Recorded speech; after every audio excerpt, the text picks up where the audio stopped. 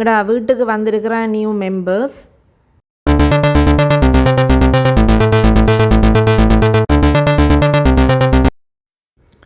வணக்கம் உறவுகளே. எங்களுடைய ஃபிஷ் டேங்க், அதாவது வாழ்க்கையிலேயே நான் இப்போ தான் ஒரு ஃபிஷ் டேங்க் கொண்டு வேண்டிக்கிறேன். அவ்வளோ நாளும் அதை பற்றி யோசிக்கல.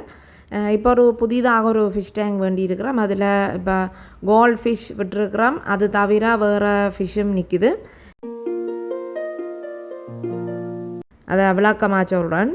முதல்ல நாங்கள் ஒரு சோடி கோல்ட் ஃபிஷ்ஷும் ஒரு சோடி டைகரும் மற்றது ஒரு சோடி க்ரீன் கலர் ஃபிஷ்ஷும் விட்ட நாங்கள். அந்த டைகர்ன்றது ஒரு பொல்லாத ஃபிஷ்ஷாக இருந்தது.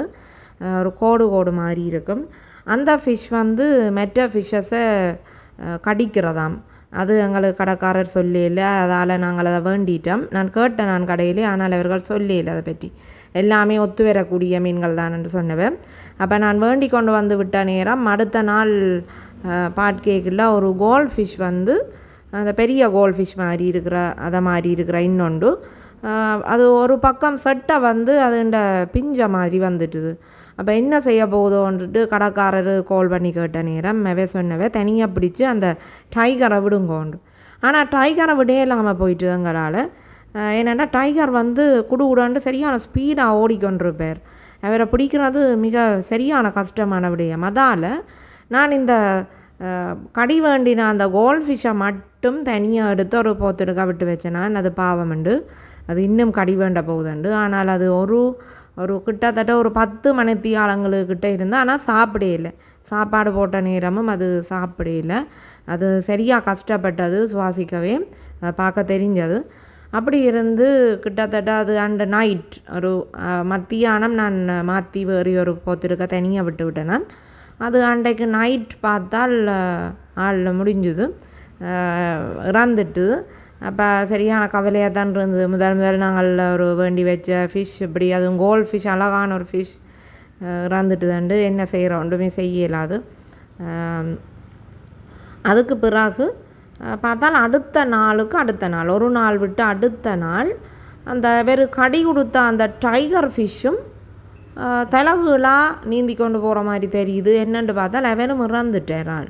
அப்போ அவரையும் பிடிச்சி வெளியில் பிடிச்சி விட்டுட்டு மிச்ச ஃபிஷ்ஷாக பார்த்தா யோசித்தோம். மற்ற க்ரீன் கலரும் அந்த டைகர் மாதிரி ஸ்பீடான உண்டு.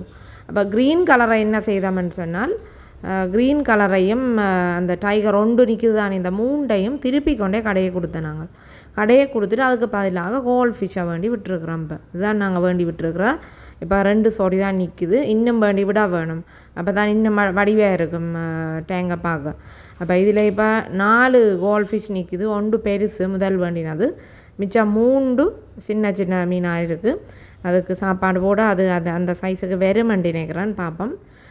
ப்ரோட்டீன் உள்ள மேஸ் வேண்டி போட்டால் நல்லா வளர்ந்து வெறுமண்டு சொல்லினோம். அதுதான் இப்போ போட்டு கொண்டு இருக்கிறோம். ஒரு ஃபிஷ் டேங்க் வளர்க்குறது வந்து ஒரு பொழுதுபோக்காக இருக்கிறதோட ஒரு மெனத்துக்கு நிம்மதியாகவும் இருக்குது. அதை பார்த்தோன்றிருக்க நல்லா இருக்குது பார்க்க, அது அழகாகவும் இருக்குது. சாப்பாடு ஓடிக்க தேடி ஒன்றா சாப்பிடுது, ஆசையாக இருக்குது. எனக்கு ஒரு முதல் அனுபவம், அதை நான் உங்களோட பகிர்ந்து கொள்ள விருப்பப்பட்டேன். நான் அதுதான் உங்களோட இதை ஷேர் பண்ணி கொள்கிறேன். நீங்களும் ஃபிஷ் டேங்க் வளர்த்து அந்த ஃபிஷ்ஷை பார்த்து கொண்டிருக்கவே ஆசையாக இருக்கும். ஒரு மனதுக்கு டென்ஷன் இருந்தால் நிம்மதியாக இருக்கும். இன்னும் வடிவான ஃபிஷ்ஷஸ் நாங்கள் வேண்டி விட போகிறோம். இதில் கல்லுகள் போட்டிருக்குறோம், மல்டி கலர் கல் போட்டிருக்குறோம். இது வந்து அதனுடைய ஃபில்டர். இது உள்ளுக்கு மோட்டர் இருக்குது. அந்த மோட்டரோடு சேர்ந்த ஒரு ஃபில்டர். 6 மாதத்துக்கு ஒருக்கா தண்ணி மாற்றலாம்னு சொல்லினோம். ஆனால் 6 மாதம் கூட காலம் மாதிரி இருக்குது. இது மல்டி கலர் கல்லுகள் பாருங்க இவ்வளோ வடிவாக இருக்குன்னு. இன்னும் 1 கிலோ தான் போட்ட நாங்கள். இன்னும் ஒரு 2 கிலோ வேண்டி போட்டால்தான் கூட நல்லா திக்காக இருக்கும், பார்க்க வடிவாக இருக்கும். இவை தான் அந்த டைகரும் க்ரீன் ஃபிஷ்ஷும்.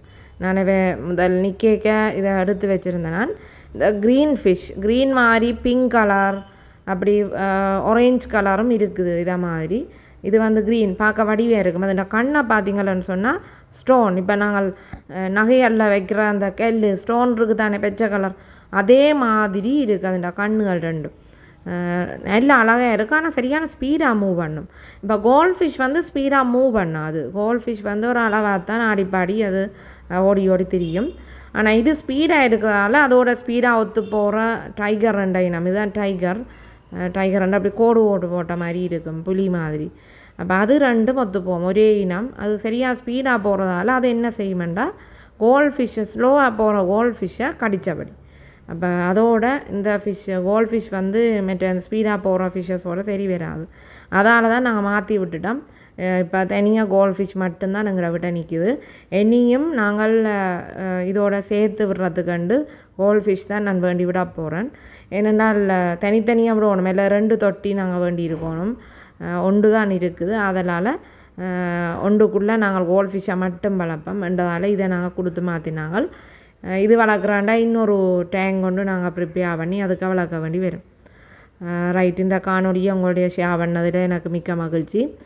இது போன்ற காணொலிகளை தொடர்ச்சியாக பார்வையிட இந்த சேனலை சப்ஸ்கிரைப் பண்ணி பெல் பட்டனையும் கிளிக் பண்ணி வச்சுக்கொள்ளுங்க. தொடர்ச்சியாக எதிர்பாருங்க என்னுடைய அனுபவங்களை. நான்